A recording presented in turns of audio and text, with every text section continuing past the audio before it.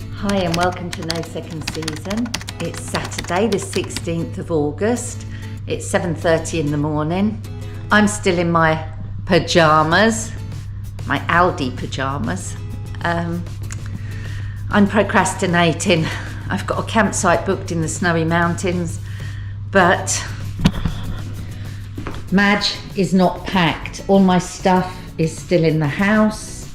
I'm just procrastinating. I need to get the car packed, get dressed and get out. So I thought if I filmed it, it might make me do it, because I can see I'll just sit at home otherwise, and then tomorrow night I'll be thinking, I wish I'd gone camping. So let's get it done. Let's go camping. I'm not sounding convincing, am I?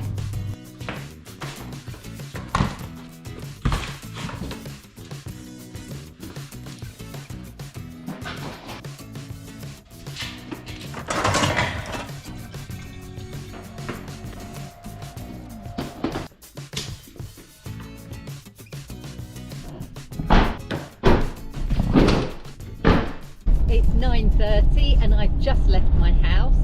I sort of took my time, gave myself a haircut. Short top and bottom, long back, a retro mullet. It's just a bit of a joke. Anyway, we are setting off for O'Hare's Campground in the snowy mountains. Let's concentrate on the road. GoPro, stop recording. GoPro, stop recording. GoPro, stop recording. GoPro, stop recording. GoPro, stop fucking recording. GoPro, stop recording. Oh, you bloody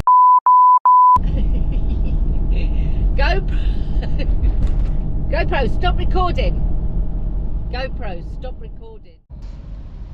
Eventually the GoPro did stop recording. Sometimes it just won't stop or start, but anyway, it did. I continued on my way east through the snowy valley, heading towards the snowy mountains. It was very gloomy and very rainy, but with all this rain, the countryside was looking beautiful. I passed through the township of Tumbarumba, such a fantastic name, out the other side of Tumbarumba, and then heading towards the snowy mountains. It was a very nice drive. I really enjoyed it. I was behind this Prado for some time, and you'll see a little bit more about him later. It's such a gradual climb through the snowy valley that I didn't realise that I was at around 1200 metres. To get to my campsite, I needed to drop elevation by 600 metres on this tight, twisty, quite fun mountain road. I'm nearly at my campsite. I've just had to stop at a traffic light. There's this crazy hill I'm going down. It's tighter than any of the other mountain roads and steeper, I think. They seem to have been doing a load of work on it. It's been, oh yeah, it looks like there's been a lot of rock falls. I don't know if you can see out that window.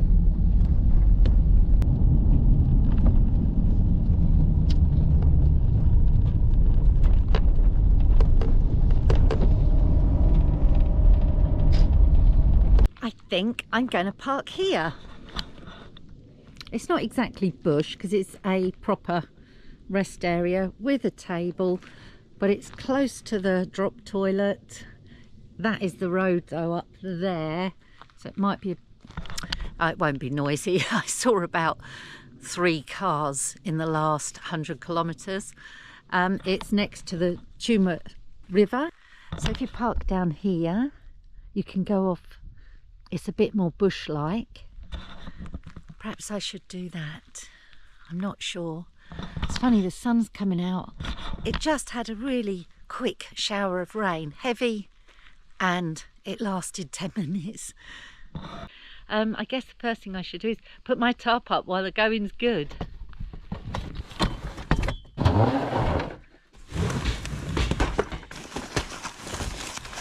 It's bloody freezing. It's cold, even though the sun's out. My hands are frozen.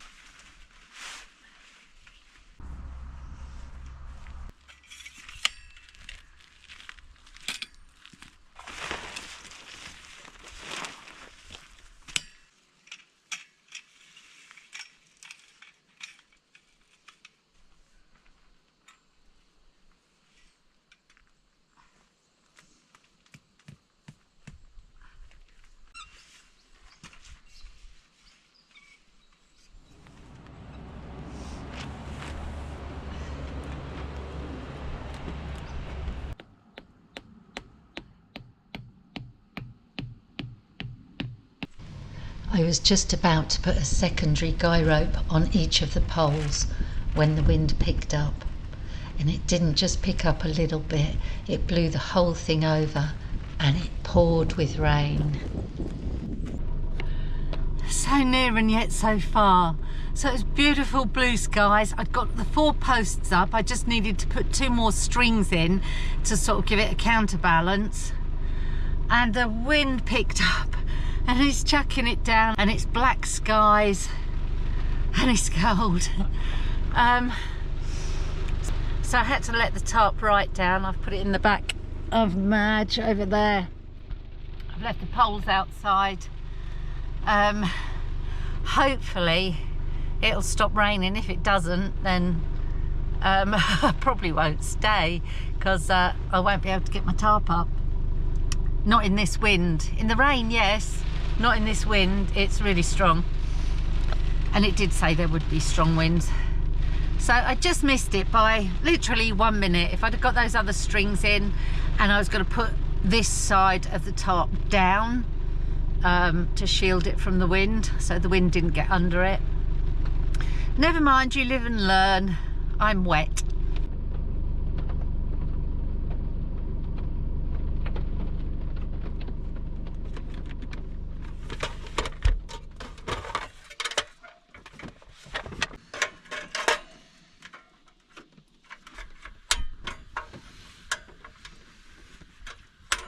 It's still raining a little bit, but the wind's died down. I suppose I should get out there and try and get that tarp up. Shouldn't I? Don't really want to, I can't be bothered. But I need to if I'm going to have a fire, because otherwise it will just put the fire out every time it rains. And it's going to keep raining. The weather here clearly changes very quickly. It's mad. It was literally blue skies. And that blew in quick.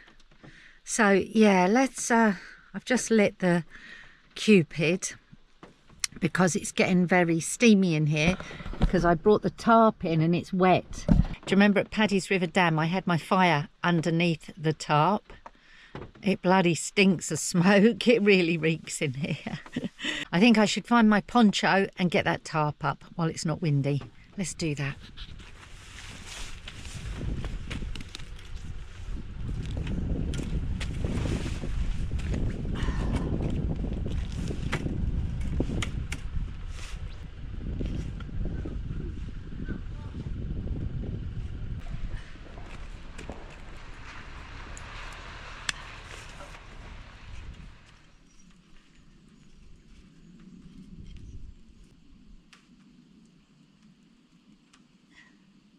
There's a real problem here getting the pegs in the ground. After about, I don't know, 30 mil, it's just rock hard.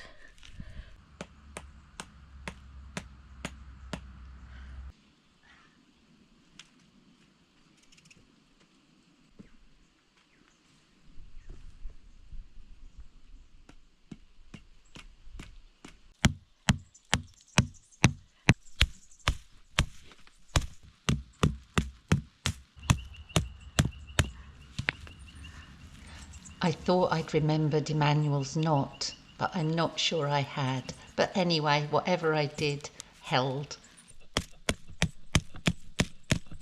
Okay, so I've got the tarp up, but I've got it a little bit too far over Madge's roof. If I pulled forward a bit, if I untied it and pulled forward a bit, then I'd have more room in here. As you can see, I don't have a lot of room. And I purposely got the fire closer to the door because the wind comes from that direction, and I wanted to get the tarp as low as I could, that side, and that's as low as it can go. And I'm contemplating just untying it and pulling forward a bit, but might I wreck it all?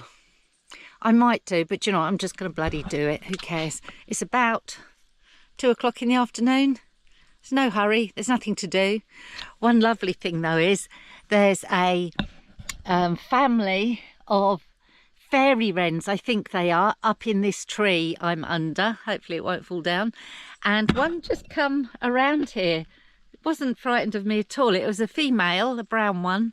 Hopefully the male is there as well, but he is probably still sitting in his chair watching telly while the women come out and get the food. So I might give them some sunflower seeds. But let's move the car. I just hope this works and doesn't bugger it all up, because the tarp is looking pretty neat at the moment.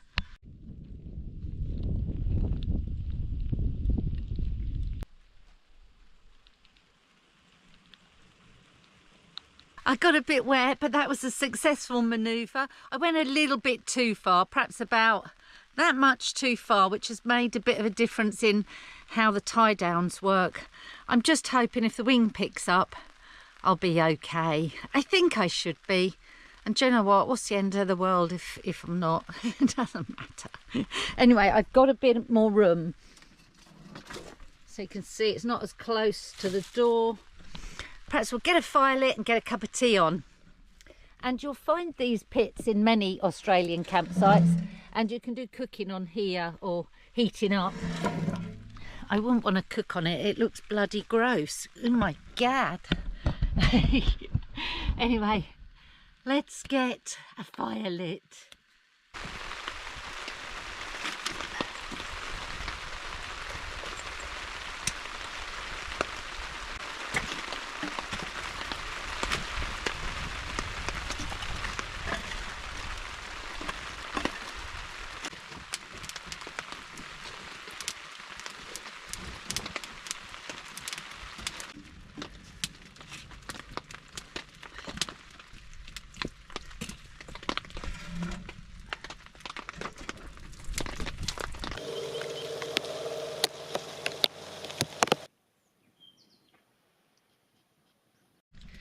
Bloody typical, the wind changes direction and the smoke's all coming in mad.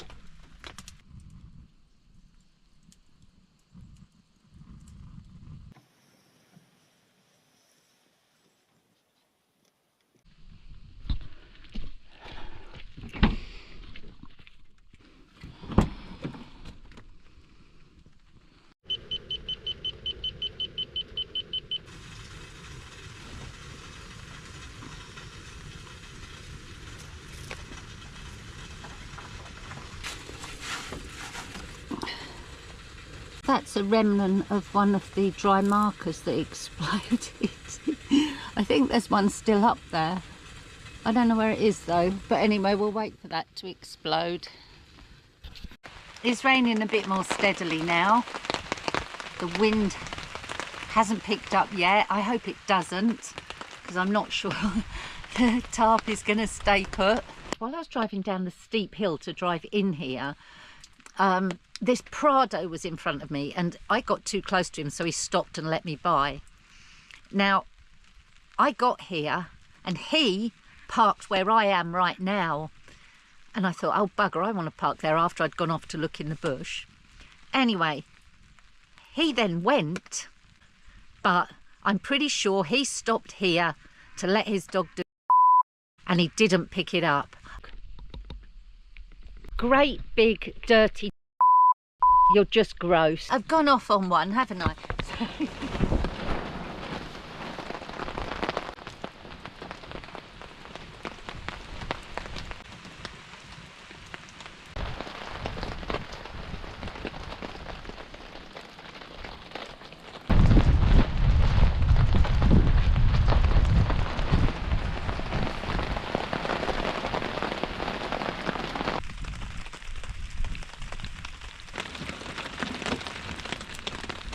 Can't find any paracord, but I found some rope I have, so I'll have to use that, because I need to tie up this corner and possibly that bit. So now it's stretched a bit, now it's got wet, so they always stretch when they're wet, these, whatever this is made of.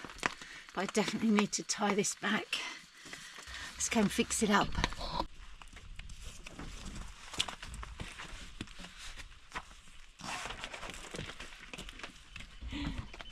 It's full of smoke in here again. My CO alarm is going off all the time, so I don't think that would wake me up in the night. It might do though. It's about as loud as say a GoPro beep. Emmanuel showed me a great knot. Bloody forgot it. Oh, have I forgot it? Yeah, I have forgot it. Damn. And I can't even watch it because there is no telephone signal here at all. Anyway, let's go and try and fix this other side up. I had a brainwave. I put the fan on so it blows it out. Hopefully that'll clear the smoke. It's a pain in the butt.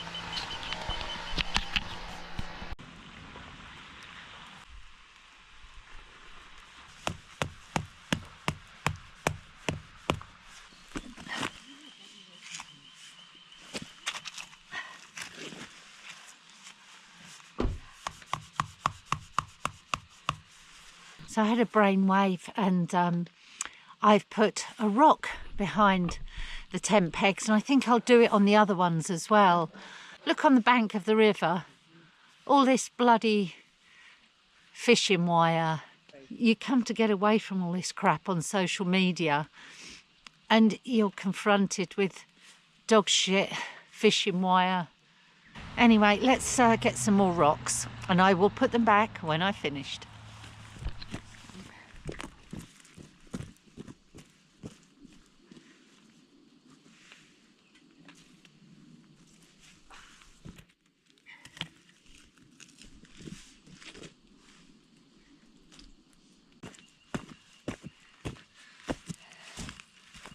The weather certainly does change quickly around here. Blue skies again now. I can't find my poncho. What on earth I've done with it? I haven't got a clue. Can't find it in my boxes. Look at my hands, they're filthy. I'm pretty sure there's more rain coming in, so I'll go for a quick walk about. That's the loos. There's someone else camping bush back there. Can see their fire. No one else. Me and Madge. The Tumut River is not flowing at all now. I'm sure it flowed in two directions earlier.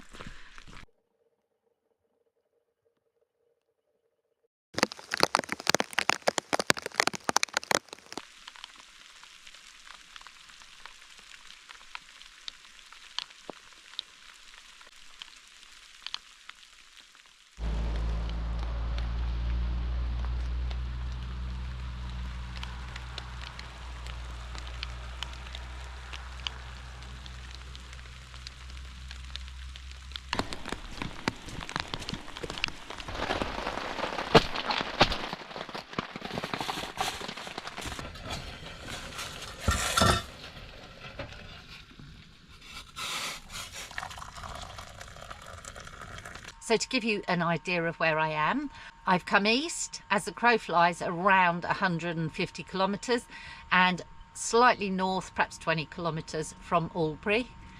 And I'm in the Kosciuszko National Park.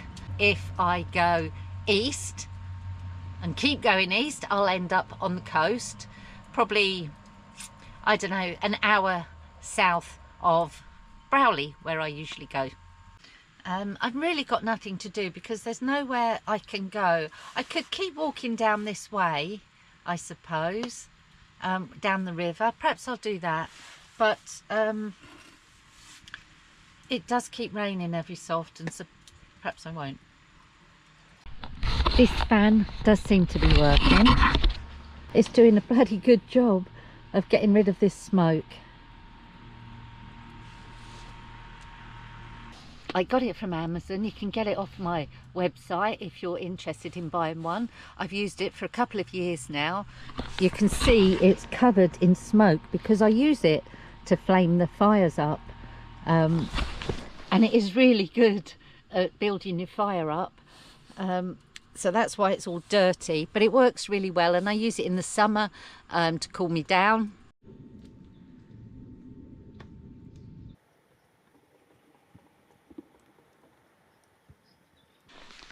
The water seems to go in a bit of a circle here.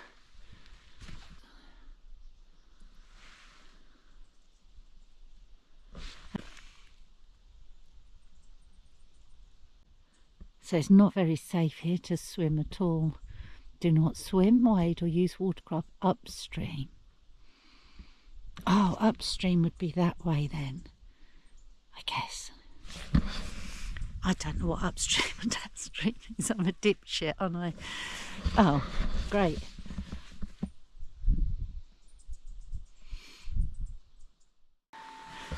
Ah, dear. I suppose I could think about some dinner.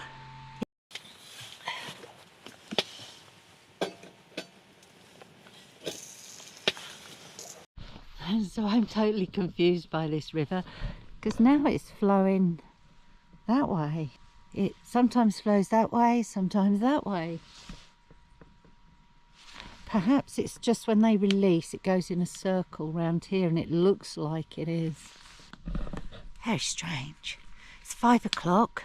It's getting a bit chilly. It'll be dark at about 6. The birds have all disappeared. There was a, I think it's Kurrajong. I don't know if it's Currawong or Kurrajong. They're the same birds that are up at JB Plain. They go. Perhaps that's not a good imitation of a Kurrajong, or Kurrawong, whatever it is. Oh, bloody smoke. But yeah, so the Kurrawongjong, we'll call it a Kurrawongjong, was just drinking out of the river, and I was just setting up the camera to get a picture, but it kept focusing on a bit of grass that is just nearer me, and I couldn't bloody get it, but it was drinking out of the river. It was quite cute. I guess all the other birds will have gone to bed now. Hopefully I can catch some in the morning. Haven't been able to capture any shots of birds. That was a Kurrawongjong. Bloody thing's going off again. I brought it outside. It is the smoke doing it. Oh, what a nincompoop. I just thought I can turn it off.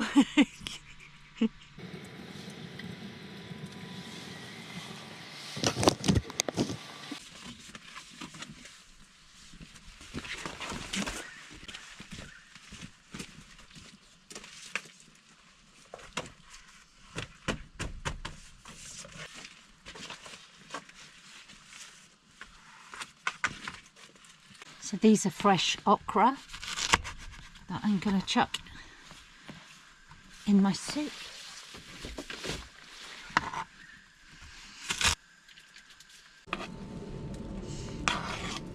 And also I'm going to put in some tofu. This is soft tofu.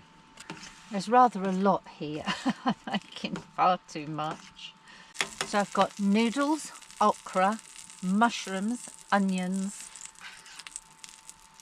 and shiitake mushrooms. I do know it's shiitake, but there's nothing funny about shiitake. Whereas shiitake is quite funny if you're 12. And the last bit, some miso. I can hear water rushing very fast, a huge quantity of water rushing fast. It must be some underground pipes around here, just over there. And I think it's squirting water out here, causing this backwards flow. I'm pretty sure it's backwards, because I'm sure it was flowing that way earlier.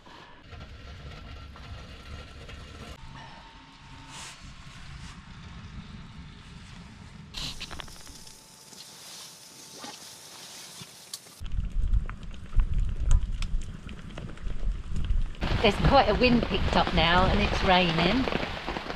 I hope the top's okay. It's a bit chilly. Thanks for joining me today. It's good to have you here. If you've come back, thanks so much. If you're new, please stick with me. I do all different videos, all different things, from cycling to bike packing, to skiing, to skating, to surfing, or hiking, or just camping in my Pajero, which is called Madge. It's a bloke, by the way. Anyway, I'm going to see if my dinner's cooled down, and then I might read you a few stories. I'll have to read them off the paper because I haven't rehearsed them.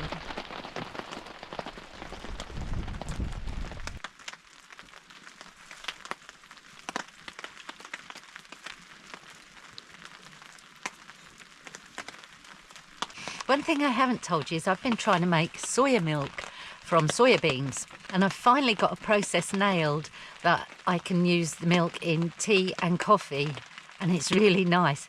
No additives, just organic soybeans and filtered water. So I'm really chuffed, but it is quite time consuming. You might wonder why I want to do that. Well, I don't want to drink cow's milk, and do you know what? I just wanted to do it, really. I don't know if there's any preppers that watch this, but if you're a prepper and you store a load of soybeans, you can make milk, soya milk. It has lots of nutrients in it, lots of minerals, and it has protein. And from that, if you also stored a load of coagulant, I mean, you'd have to buy a load if it's going to last whatever this prepping thing is for. You know, I kind of agree with prepping and I kind of don't, because who knows what's going to happen and when and how long for. How long do you prep for? Anyway, you could actually make tofu as well. So I've got tofu in here. This is the protein in here. So just from those beans and some coagulant and some water, you could make a protein drink and a protein meal. The only thing with the process of making the milk is you use quite a lot of water, but I will be doing a video on showing how I've actually got it together to eventually get it right for it to taste really nice in tea and coffee. Anyway, I'd better eat my dinner and stop rabbiting. So here's my first story for you. It's only a short one. Back in the 1930s, there used to be flights between all the capital cities of the states of Australia. Victor Hotel, Uganda Mike Foxtrot, and Avro 618-10 three-engined aircraft on the 21st of March 1931 at 8:10. The flight left Sydney with 2 crew and 6 passengers heading for Melbourne. That flight never arrived in Melbourne. Now, on that day, the weather conditions were said to be hazardous and were in fact worse than reported. But remember, back then they didn't have continual updates from the weather. There wasn't even radios in the aircraft then. And the plane didn't reach its destination of Melbourne, and it just disappeared. Now, the search for this aircraft went on for 18 days. 20 aircraft were used in the search. Alas, nothing was seen of the wreckage. And it wouldn't be for 27 years until that wreckage was found. And it was found in the snowy mountains where I am now. Not right here, but in the snowy mountains. And it was found by a worker of the Snowy Hydro, Tom Sonter. And he happened upon it in very, very dense bushland. The wreckage was found 25 kilometres off the flight path it should have been on, and no real conclusions as to what happened, except it was put down to the weather at that time. Now, there's a memorial to those killed in this crash in the high country town of Cooma, and it's actually made from parts of the wreckage. Now, there's a bit of an unfortunate side story to this. Not only was 8 lives lost then, a guy called Stan Baker was due to be on that flight that day, but he, for some reason, decided to take the train. But after hearing of the tragedy, he had a terrible fear of flying. Alas, in 1950, he took a flight on a DC-10 from Adelaide to Melbourne, and that plane crashed and he was killed. How unlucky was Stan Baker? Even back then, in the 1930s, air crash investigations were all about preventing more accidents. Because after the investigation into the crash, it was decided that all aeroplanes should have two-way radios, and also that ground radio stations should be established so all planes could be tracked to see where they were in flight. So a sad tale, 8 lives lost, can you believe, nearly 100 years ago, sort of 95 years ago. It's amazing, isn't it, that we were flying 95 years ago. I bet the flights were in some ways nicer than they are now. I bet you weren't packed in like sardines. Anyway, that is the story of Victor Hotel, Uganda, Mike, Foxtrot. Okay, so here's story number 2 for you. This story is all about mother of 4, Shannon Fraser. Shannon, her fiance Heath, and a friend were at a popular fishing spot, the Golden Hole Reserve in Innisfail, Queensland. Now, for some reason, Shannon and Heath had a lover's tiff, and Shannon stormed off, and little did she know what consequences that would bring. As dusk fell, Shannon became disoriented, and she was totally lost in the unforgiving wilderness. Very quickly, her clothes were getting torn by the dense undergrowth as she thrashed through it, trying to find her way back to the fishing spot. There was many dangers in that bush, including snakes, spiders, leeches, cassowaries, which are big birds, a bit like emus, and crocodiles. Despite the perilous environment, Shannon managed to make it through that night. Her fiancé had called police after searching for her for 3 hours. A massive search operation ensued, but after 15 days, it was called off. And I'm sure Heath must have been under suspicion of causing her harm at this stage. Shannon had 4 kids. She was determined to survive. She sustained herself on river water, small fish, insects. Her skin was severely sunburnt, and she suffered from bites, scratches and infection. Shannon had no clothes on by this stage. Shannon's sunburn became unbearable, and despite the crocodiles, Shannon spent 3 days soothing her burns in the river, the fresh water providing some relief to the terrible state her body was in. Each day was a battle for her against hunger, dehydration, the elements, the insects and the sun. But the thought of her children kept her going. Adding to Shannon's challenges that she had already, she was dealing with her menstrual cycle. The fear of attracting crocodiles kept her from entering the water at certain times, making her survival even more miraculous. She had to find alternative ways of staying hydrated and cool, often relying on dew from the vegetation and moisture from small plants. Poor Heath. He cooperated fully with the police, but they hounded him. They were convinced that he had killed her on that day. But they were to be proved wrong. On the 17th day, Shannon was seen coming out of the bush, not far from the fishing spot, by a banana farmer. Barely any clothes on, wrapped in a fertiliser bag that she'd found, severely sunburnt, severely scratched and bitten. But she was alive, and the 4 children got their mother back, and Heath got his fiancée back. And they all lived happily ever after, I hope. Right, so that's 2 little stories for you. I think I'm going to perhaps have a cup of tea and then get to bed. Let's see what the time is. I didn't bother having another tea. I just got into Madge, settling down. It's nice and cosy with the Cupid on.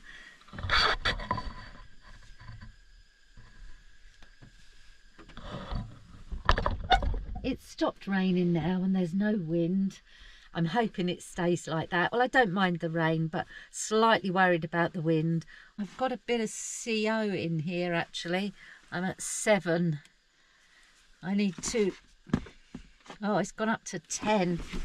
So I need 2. So the windows are cracked.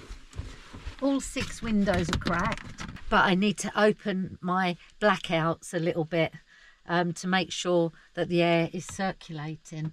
So I'm going to read some of my auntie's book.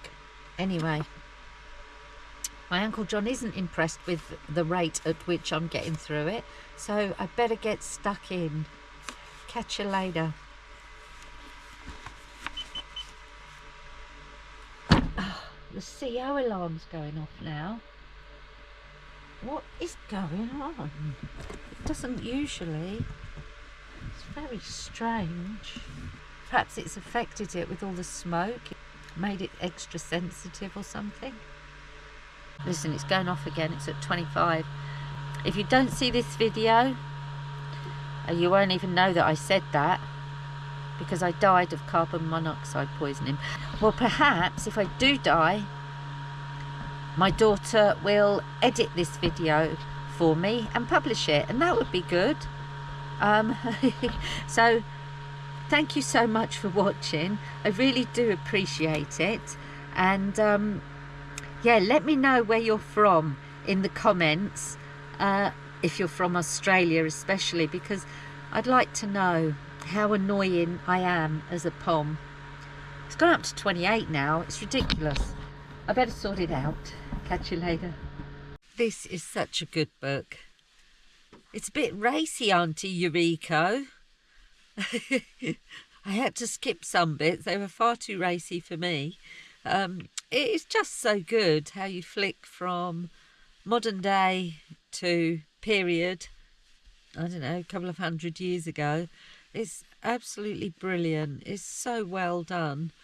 I'm really proud of you. It's fantastic. Just as you know, that is a butane heater.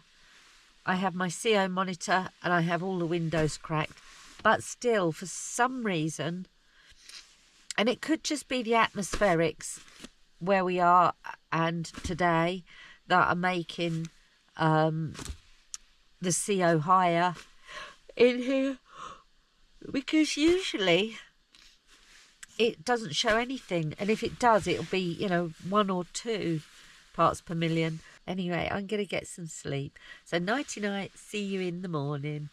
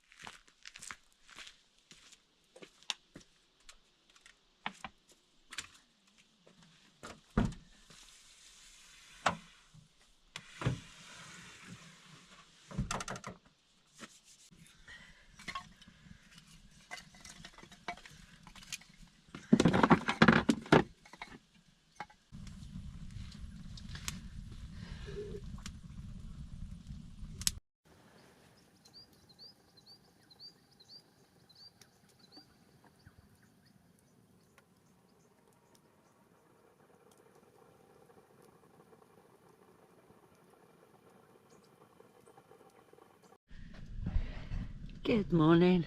It's around 7:30. It's quite a nice morning, in as much I'm sitting by the fire. I made it a little bit too big. It was getting really high, so I had to squash it down a bit. I haven't even had a coffee yet, so I think I'll get a coffee. I got up too late to see any wildlife about. I've just seen 2 ducks floating down the river. Oh, it's coming back.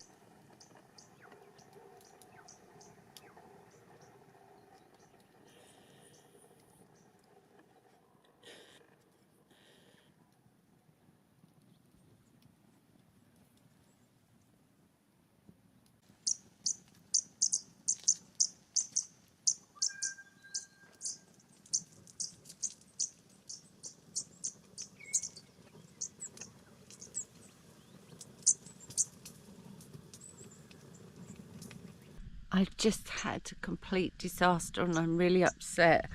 I melted my Orange Arrows fleece really bad on the fire on the Cupid. I was leaning over it. It's made a massive hole, so I squeezed it together so the melted bits joined up. These little fairy wrens are so cute. They're unbelievably small. It's not like a sparrow. They're probably a third of the size of a sparrow. I don't know if you can see it just down there. I've put out some sunflower seeds, but it seems to be finding something else, and I haven't put anything else out. Oh, it is eating the seeds. Today I've got some chia pudding and some goji berries that I soaked. I soaked them last night, so I'm going to have them for breakfast now. And then, really strange thing is, a car turned up in the night. It's over here. Just over there. For some reason my Hero 12, so they sold me this cheap one and I'm thinking it was a faulty one because 10 times I've turned it on and it's gone for 2 seconds. Now it's working. How strange. I've even took the battery out, I've turned it on and off. Now it's gone for 20 seconds. There's definitely something wrong with it.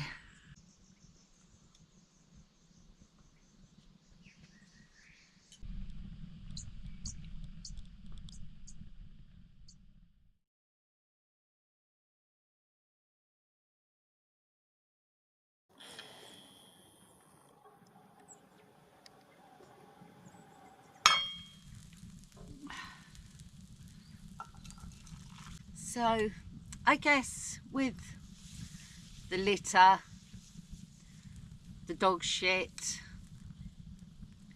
etc.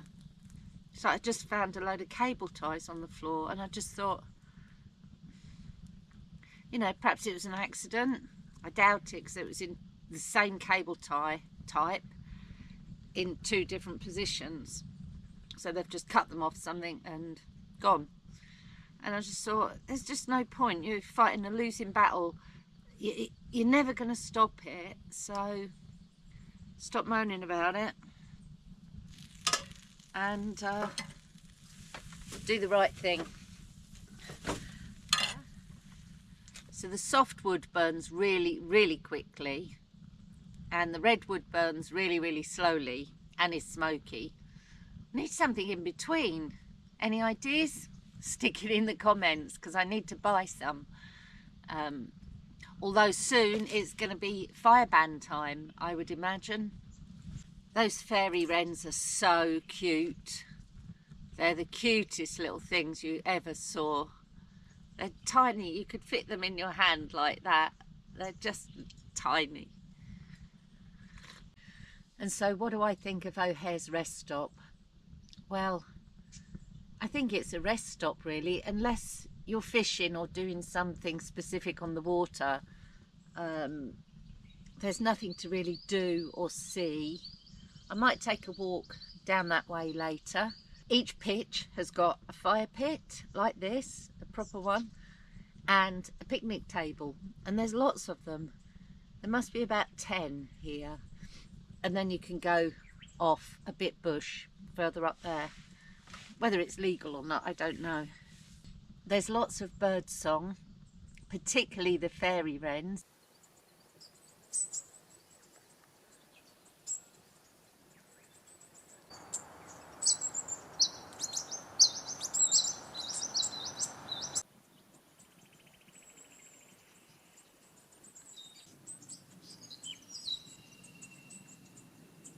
Okay, let's not write this place off as being boring without having a look around. Let's go for a little hike along the river, see what we can find. Lots of birds in the trees.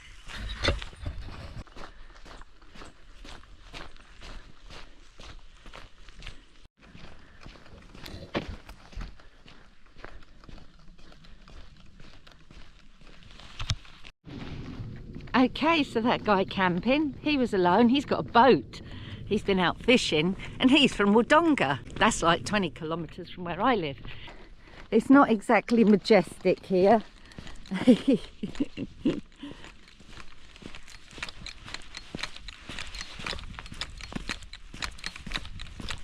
So Craig also put me right on the Tumut River.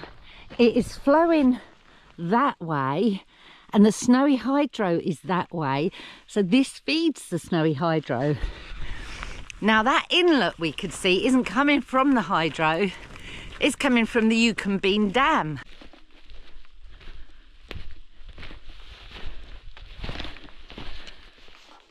I need to be careful here because the signs say this river can very quickly rise and fall.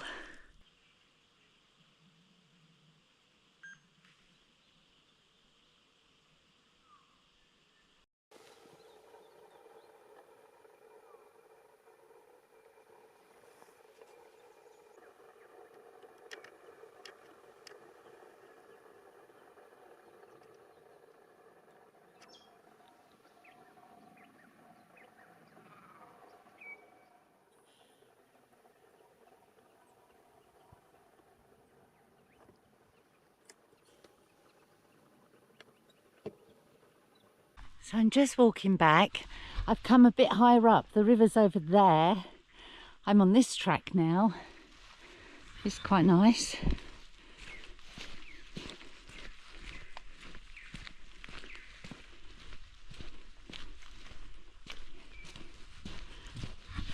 But as usual, the birds are elusive. I don't have the time to sit for hours and film them. I need to get going. So very kindly, and he didn't want to be on camera, Craig, he drove all the way from up there, all the way to those rocks I was on to come and make sure I was okay, because he thought I might have fallen, because I'd been a while, which was very nice of him.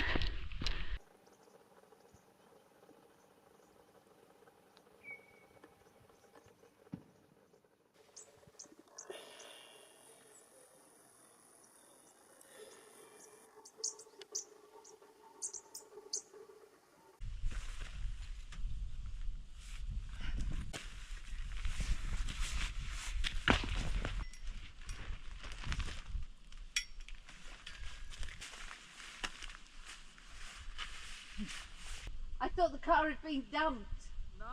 Hey, you're alright? Yeah, good, good. Yeah. I just forgot the chains. Oh, Why I is it? got stuck. Yes. Oh, it's snowing up there, is it? Yeah, it was like big snow on the road. Okay.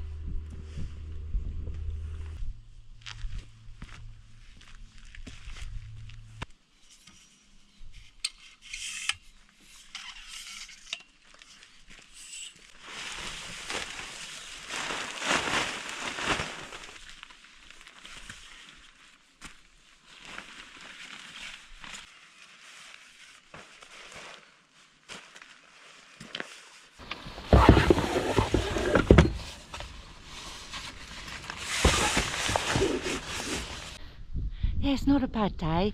So the guy in the Camry, if you go left out of here, continue on the journey up towards Mount Selwyn, the snow was too much and he got stuck in the snow, so he had to come here and sleep, and that's why he's here. Annoyingly, I've cracked another protective cover on my GoPro. So if this film, anything I film with this camera has got some strange reflections in the shot, it's because this was cracked, but you couldn't really see it when it was on the camera. So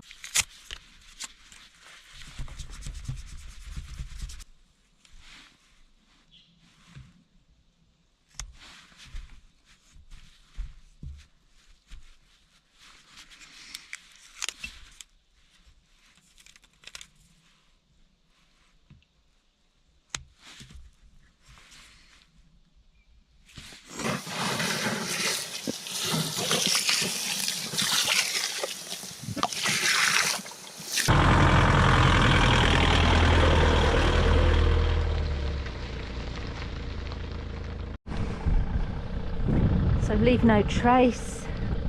I'm far from being a goody two-shoes, but there are certain things you should do when you're out in nature. All good. I think I'll just go and say goodbye to Craig, since as he was kind enough to make sure I was all right, because he was a bit worried.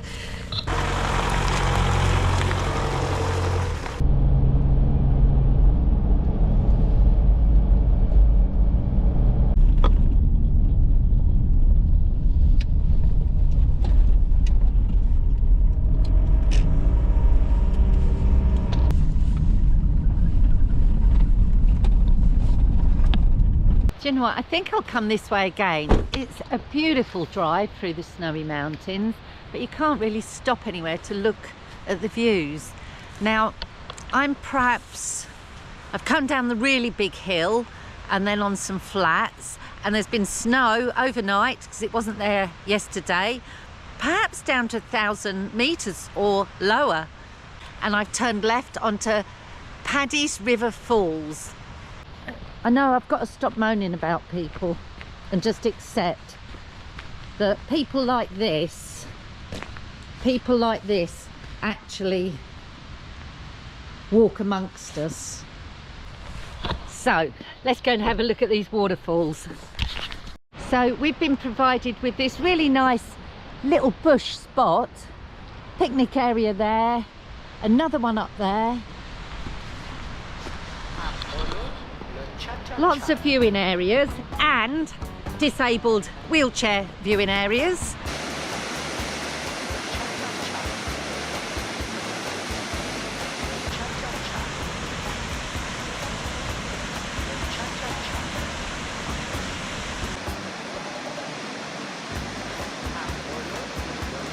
So there's lots of viewing points and there's some steps all the way down.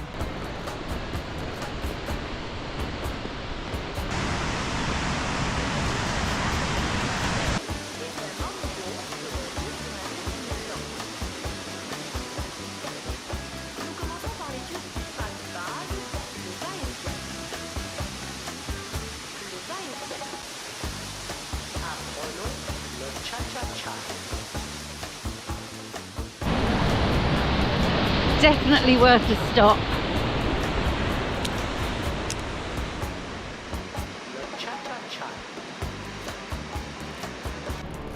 Really enjoyed that.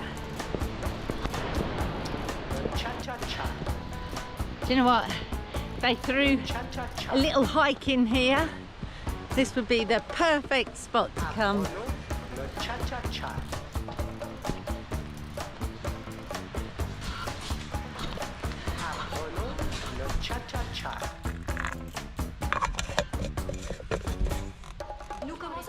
I was slightly unimpressed with O'Hare's campground, simply because there was nothing to do.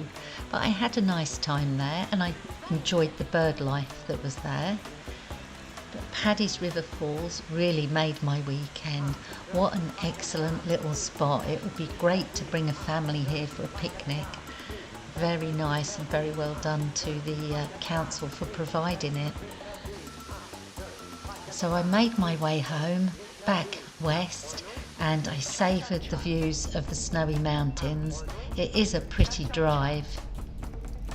Thank you for joining me today. I hope you enjoyed this video and perhaps saw something of interest. If you did, perhaps you'd be kind enough to give me a like by pressing the thumbs up button, and if you haven't subscribed, perhaps you could subscribe.